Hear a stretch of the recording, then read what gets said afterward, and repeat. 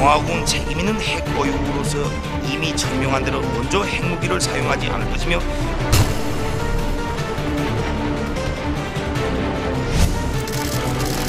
이와 같이 무모한 도발을 지속하는 것은 자멸을 초래하는 길임을 강력히 경고합니다.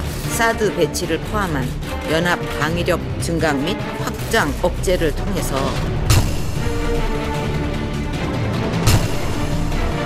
핵탄두가 표준화 교육화됨으로써 소형화, 경량화, 다중화된 보다 타격력이 높은 각종 핵탄두들을 마음먹은 대로 필요한 만큼 생산할 수 있게 되었으며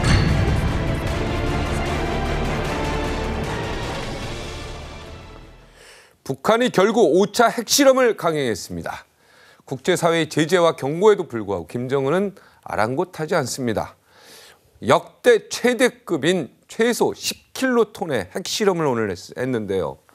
네, 우리는 어떻게 해야 될까요? 네, 고영환 국가안보전략연구원 부원장님 모시고 가장 진실에 가까운 답을 드리도록 하겠습니다. 어서 오십시오. 왜 오늘입니까? 9월 9일이 건국일입니다. 9월 9일. 예. 오늘이 9월 9일이죠? 예, 9월 9일인데 맞아. 예. 저희들이 며칠 전에 팀회의를 하면서 네. 9월 9일 9시에 핵실험을 할 것 같다는 판단들을 했습니다. 왜냐하면 이미 벌써 예상을 하셨군요. 제가 저번에부터 말씀을 드리지만 네. 8월 말부터 9월 초가 굉장히 위험한 시기라고 계속 제가 말씀을 했고 이 자리에서 말씀을 드렸죠. 그 도발을 할 거다 북한이. 네. 그런데 북한이 특히 김정일, 김정은이 9라는 수치를 좋아합니다. 왜 9자를 좋아할까요? 우리는 3이나 7을 좋아하는데. 9가 숫자 중에서 가장 높은 숫자라고 생각을 하고 있습니다. 1, 2, 3, 4, 5, 6, 7, 8, 9가 되고 그다음에 0이 되고 다시 1, 2, 3, 4로 시작이 되니까 가장 숫자가 높아서. 9자를 굉장히 좋아해서 김정일이가 자기 생전에 네. 자기 자동차 번호판을 어떤 걸 달고 다니는가 하면요. 216. 216이 뭔 줄 아십니까? 216은 제가 모르죠. 516은 알죠. 516은. 네. 216은 김정일 생일입니다. 216 16. 김정일 생일은 뭐 제가 외울 일은 없죠. 없죠. 예. 216에 9999라는 번호판을 김정일이가 달고 다녔어요. 거기는 그 앞에 뭐 서울, 부산 이런 것도 없습니까? 그냥? 평양 이런 건 있는데 네. 당중앙의 위원 그다음에 장관 이상급 사람들은 216이라는 번호판 지금 727로 바꿨는데 네. 216 김정일 생일날 그다음에 9999라는 번호를 달고 다닐 정도로 9자를 좋아했습니다. 9999. 예. 지금은 727은 이제 김정은 727은 김정은 때 들어와서 우리가 미제를 때려 눕힌 날인데 7월 27일 그거를 휴전일. 네. 그 간부들이 그 번호를 쓰겠다. 그리고 김정일이가 승인을 해서 7월 27일로 바꿔서 727이 북한 간부들이 쓰는 번호판인데 네. 왜 9월 9일 9시냐. 네. 길이를 택한 겁니다. 길일 길씨. 자기네 보건대 요때 하면 최대의 아주 효과를 가져올 수 있습니다. 약간 공산주의자라고 하는 사람들이 이렇게 이런 날짜를 택일한다는 게 참 난센스긴 한데 네. 결국은 9월 9일 9시 우리 시간은 9시 반인데 북한은 시간을 평양 시간을 바꿨지 않습니까? 30분을 당겼습니다. 그래서 베이징 시간하고 도쿄 시간 사이에 자기네 시간을 만들어서 우리가 9시면 평양은 9시 30분입니다. 그러니까 9시면 우리가 9시 30분이 되는 거죠. 그러니까 우리는 옛날 시간을 그냥 가져가는 거고 네. 북한이 이제 30분을 앞당겼는데 9월 9일 9시에 북한이 터뜨렸습니다. 우리 시간으로 9시 30분에. 30분에 터뜨렸는데 정말 김정은이가 그렇게 세계가 말렸고 하지 말라 그랬고 중국도 경고를 했는데 대형 특대형 도발을 했어요. 네. 이건 결국은 뭡니까? 김정은이가 한반도 평화의 결란자라는 소리 아닙니까? 그리고 세계 평화를 유린하고 북한 인권 유린을 하다못해 이제 세계를 잡아 흔들고 있는 이 평화의 결란자가 된 건데 마치 이게 폭주하는 기관차 같아요. 북한을 요새 모습을 보면 네. 브레이크가 없습니다. 그냥 달리기만 합니다.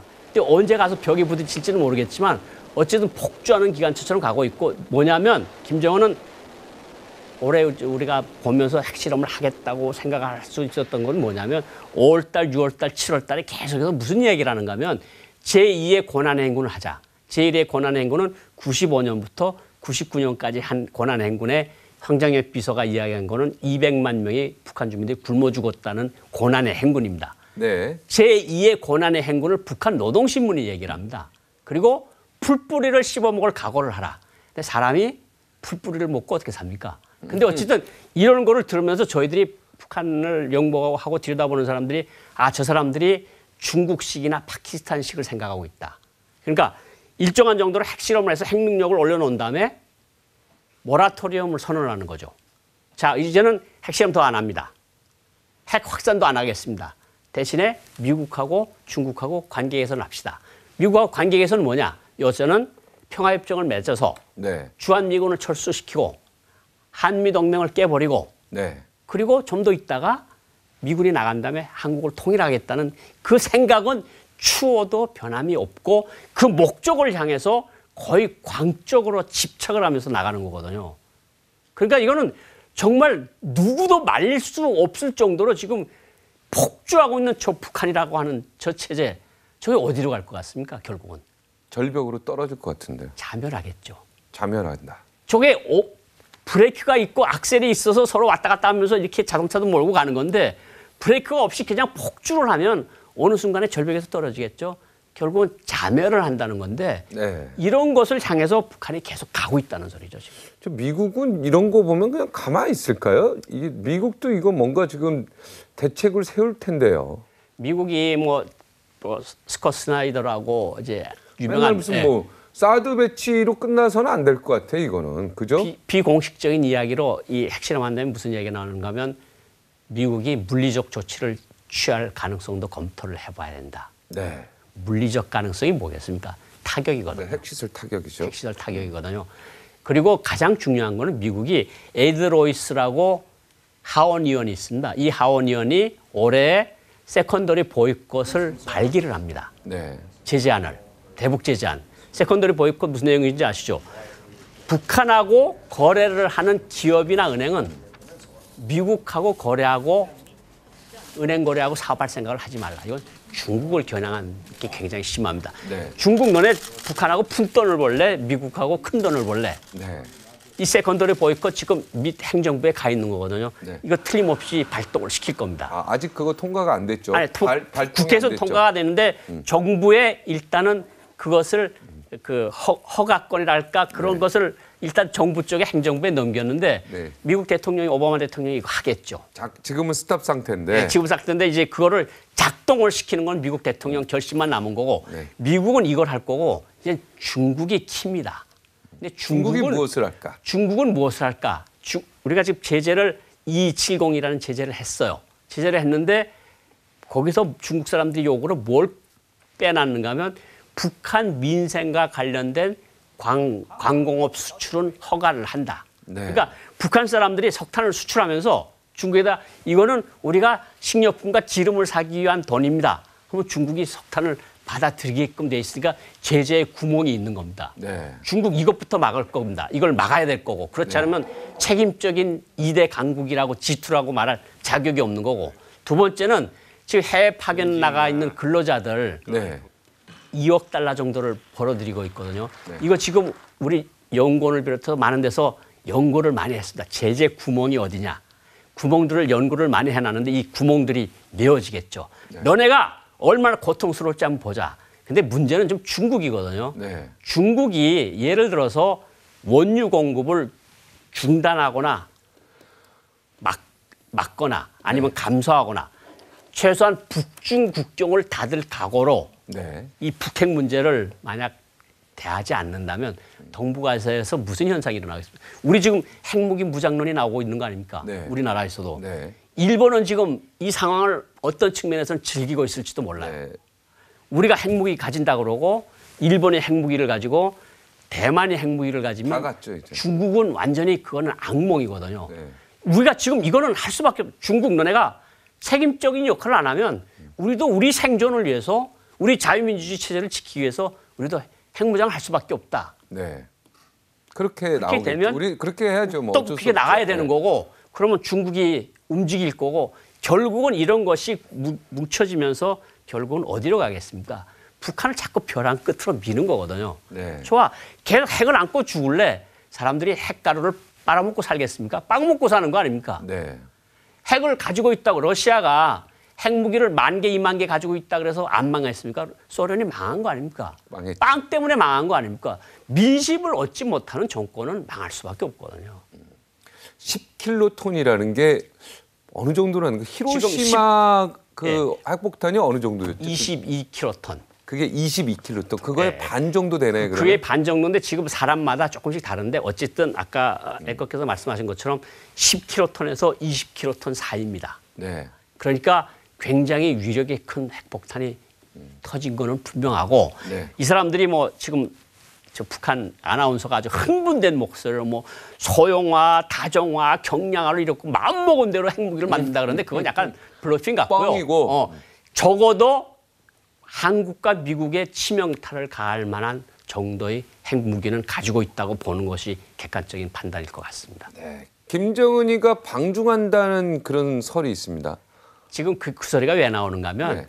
최선이라고 이전에 김일성의 책임서기 우리 말하면 비서실장을 하던 최영림이라는 사람이 네. 양딸이 최선희라는 네. 사람이 외교부에 있는데 네. 육자회담 차석 대표를 하고 있습니다. 네. 그 여자가 지금 52세 난 우리 후배인데 그 사람이 중국에 갔어요. 네. 그 최선희 국장이 저 여자가 저 화면에 나오는 여자가 지금 최선희 지금 미주 국장으로 우리가 승진한 거로 파악을 하고 있는데 네. 저 여자도 갔고 저 여자가 최근에 중국 갔을 때 육자회담은 영원히 죽었다고 말한 그 강성 인물입니다. 네. 여자가 그렇게 속으로 강한 여자가 아닌데 저렇게 그렇게 외신 기자들 앞에서 강하게 이야기하는지는 모르겠는데 우리가 옛날에 같이 다닐 때는 저렇게 강하진 않았거든요. 아, 같이 있었습니까? 우리 후배죠. 예. 아. 그리고 김성남이라고 당 국제부 중국 담당 부부장이 네. 중국을 방문했다. 그런데 이제 어떤 방송들에서랑 보면 중국에 통보하러 갔다 핵실험을. 네. 근데 저는 김정은의 성격을 봐서 중국에 통보를 했다고 생각지 않습니다. 간 이유는 핵실험을 할 수밖에 없는 당위성을 설명하러 갔을 거다. 네. 계속 제재를 하는데 우리가 살기 위해서 뭘 할 거냐?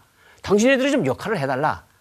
근데 중국 사람들이 그런 한 것을 핵실험으로 파악을 했을지는 의문이지만 어쨌든 중국의 9월 9일 날 9시에 우리가 핵실험을 하겠습니다. 이건 북한 정치를 김정은을 이해하지 못하는 데서 나오는 거라고 생각을 하고요. 저는 김정은 왜 우리가 중국 사람들한테 그걸 알려줘? 당연히 그랬겠죠. 당연히 그렇죠. 우리가 아는 김정은은 그러니까 가서 우리가 핵실험을 계속할 수밖에 없는 당위성을 설명을 하라. 그것 때문에 간 거고 김성남 부부장이 갔다 그러면 지금 핵실험을 하는데 김정은이 어떻게 중국에 갑니까? 지금 온 세계가 지금 북한을 규탄하고 있고 지금 오늘 한국 시간으로 내일 새벽에 유엔 안보리가 열리면 이제 트리거 조항이라고 있습니다. 트리거는 뭔지 아시죠? 방아쇠. 아, 방아쇠. 4차 핵실험을 할 때 유엔 안보리 결의 2270이 나오면서 북한이 추가 핵실험을 할 경우에 자동적으로 추가적인 제재를 한다는 항목이 들어가 있어요. 네. 그러면 이제 중국이 민생고를 핑계로 중국의 석탄과 광석을 수출하는 것을 막을 것이고 해외 파견 근로자들 어떤 형식으로 우리가 돈이 들어가는지 우리가 지금 파악을 하고 있거든요. 요거 막아버리고 네. 그리고 금 수출이나 위패 만드는 거 국제적으로 달라붙어서 정말 국제적으로 단죄를 해야 되는 거거든요. 네. 국제적으로 정말 지금 핵실험을 저렇게 계속 온 세계가 보란 듯이 하는 나라는 북한밖에 없는 거 아닙니까?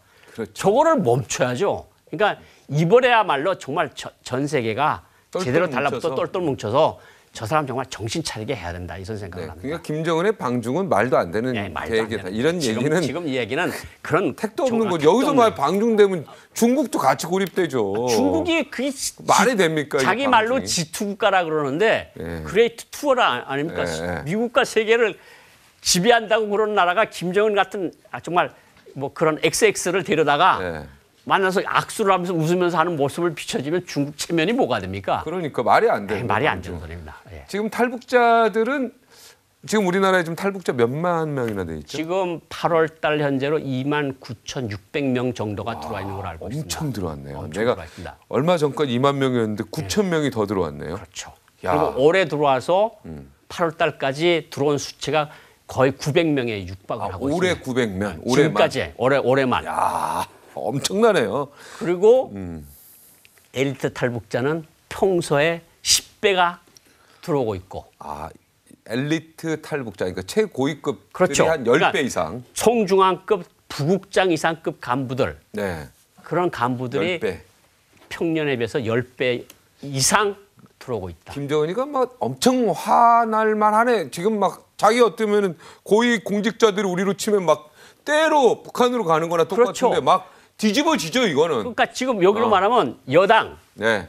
청와대, 네. 정부 기본 간부들이 막 지금 가고 있다는 막 거 아닙니까? 북한으로 간다고 쳐봐요. 이거 정말 뭐 뒤집히죠. 우리나라가 만약 거꾸로 입장 내봐요. 이거는 막 속이 막 타고 뒤집어지죠. 뒤집어져. 네. 일반 탈북자들도 늘어나고 엘리트 탈북자는 평년에 10배 이상 오고 있고 이건 네. 뭘 이야기합니까? 결국은 무너지고 김정일 있다는 체제가 지금 저게 왜 자꾸 저러는 거는 장성택 살아있을 때까지만 해도 장성택이가 이런 거는 조금 이따 하면 좋겠습니다. 핵실험은 조금 이따. 결국은 그것 때문에 죽은 거거든요. 그러니까 장성택이가 죽은 다음에 누가 김정은한테 가서 아유 원수님 이거 핵실험하면 중국이 정말 뿔나서 우리 국경 닫을지도 모른다. 그런 소리를 할 만한 사람이 한 명도 없다. 남북하나재단에서 북한이 공작원을 침투시켜서 주요 탈북 인사 8명을 테러하라 이런 지령을 내렸다. 이런 첩보를 입수했다는데요. 네. 신변을 조심하라. 그러니까 주요 탈북 인사 8명. 거기에 고영환 선생님도 들어가죠. 저는 주요 탈북자가 아닌 데서 빠졌고요. 네. 거기에 이제 뭐 박상학 대표, 김성민 자유북한 방송 대표 이렇게 해서 들어갔는데 저는 다행이네요. 우리 선생님 빠져서. 네, 부원장님 빠져서 다행입니다. 네. 근데 저는 그게 더 좀 그러는 게 올해 2월 달에 북한이 지령을 저건 공개 협박이고 네. 저는 몇 사람과 함께 리스트에 올라갔어요. 그래서 경찰관이 8명씩 네. 붙어 다니고 그랬거든요. 네. 근데 솔직히 죽인다고 하는 사람은 빼지 않았을까요? 명단에서. 죽인다고 저건 공개 하는 사람은. 협박을 하는 거고. 그런데 어쨌든 공개 협박도 협박이니까 네. 주의를 하고 우리 경찰에서 조치를 취하고 그렇게 있는 것으로 알고 있는데 사실 조용하게 들어와서 죽인다 그러는 건 더 위험하지 않을까요? 저는 그렇게 생각을 합니다. 조용히 들어와서 죽인다. 네. 그러니까 이 8명의 탈북 인사들은 지금 굉장히 조심해야 되는 그렇죠. 겁니까? 조심해야 되는 거죠. 네. 야, 겁나네요, 좀. 그러니까 김정은이가 지금 자기네 간부들을 죽이다 못해 네. 지금 2013년부터 지난해 말까지 죽인 숫자 적어도 차관급 이상 간부가 130명이라는 거거든요. 올해 거는 아직 모릅니다. 올해 70명을 죽였을 수도 있어요. 네. 이런 사람이 지금 안에서는 핵실험을 하고 네. 바깥에서는 암살 지령을 내리고 자기 간부들 죽이고 탈출은 이어지고 이게 지금 정상적인 국가입니까? 정상적인 국가는 아니라는 거죠. 우리나라 국정원 청와대에서 좀 긴장해서 사고 나지 않도록 철저히 방어해줘. 만약 여기서 우리도 구멍이 뚫려버리면 이제 탈북자들이 못 오죠. 겁이 나가지고. 겁이 그죠? 나죠. 예. 지금 탈북자들 인권 문제는 어떻습니까? 탈북자들 여기 들어와서 지금 사실은 제가 탈북자 문제를 이야기하기 전에 무슨 문제를 말하고 싶은가 하면 그 물리적 통일은 오히려 쉬울 수가 있어요. 예. 근데 화학적 결합이 중요하다. 지금 우리 영원한 문제가 그것도 마찬가지죠. 있죠? 아직 있죠. 그런데 지금 물리적으로 통일하면 휴전선은 김정은이가 갑자기 어떻게 저렇게 폭주하다가 무슨 일이 일어나서 정권이 국가가 말고 네. 김정은 정권이 붕괴가 될 가능성은 충분히 있다고 보거든요. 네. 그랬을 때 우리가 자석 효과 같은 거로 북한 주민들을 우리 쪽으로 끌어들이려고 한다면 네. 사실 먼저 온 통일 아닙니까 탈북민들. 네. 좀 열린 마음으로 탈북자들 좀 받아들여서 사실은 가슴 아픈 게 뭐냐면 네. 탈북자 단체장들이랑 만나서 얘기를 해보면 탈북자들이 어디 취직을 하면 탈북자라고 하면 안 받아주려고 한답니다. 그래서 기업에서. 지금은 조선족이라고 하는 게 차라리 낫다는 거예요. 그게 가슴 아프네요. 그러니까 헌법에는 한 나라인데. 한 나라고 한 국민이라고 그러면서 실질적인 보이지 않는 차별들이 이루어지는 이런 것들을 우리가 빨리 해결을 해서 자석 효과처럼 자석을 우리가 단단한 자석을 만들어서 만약 북한에서 무슨 일이 생기면 북한 주민들이 마음이 우리한테로 확 쏠리도록 그렇게 만들어야 한다. 탈북자들한테 우리 전 국민이 좀 신경을 써서 배려하는 마음을 가져야 된다. 물론 탈북자들 자신도 정착하고 성공하려는 마음씨를 가져야 됩니다. 그건 분명한 사실입니다. 네. 그렇지만 우리 국민들 또한 제가 부탁드리고 싶은 거는 탈북자들을 조금 더 따뜻한 마음으로 그러니까 좀 감싸 안아주었으면 좋겠다. 고용원 선생님은 괜찮죠? 저는 여기 온 지가 이제 26년이 됐는데 제가 저는 탈북자라기보다도 대한민국 이제 국민이 됐죠. 예. 네, 알겠습니다. 뭐 또 하시고 싶은 말씀 오늘 저는 다 했죠, 거의 다. 김정은의 핵과 미사일에 대한 집착은 저 김정은 정권이 끝날 때까지 계속될 것이고 우리는 해당한 대책, 국내적인 대책, 국방 대책, 외교적인 대책을 세워야 될 것이다 이런 생각을 합니다. 네, 알겠습니다. 저희 중요한 위치에 있으시니까 그 대책 세우는데 아무래도 앞장서야 되겠죠. 예, 감사합니다. 네. 감사합니다. 오늘 금요일 즐거운 금요일입니다.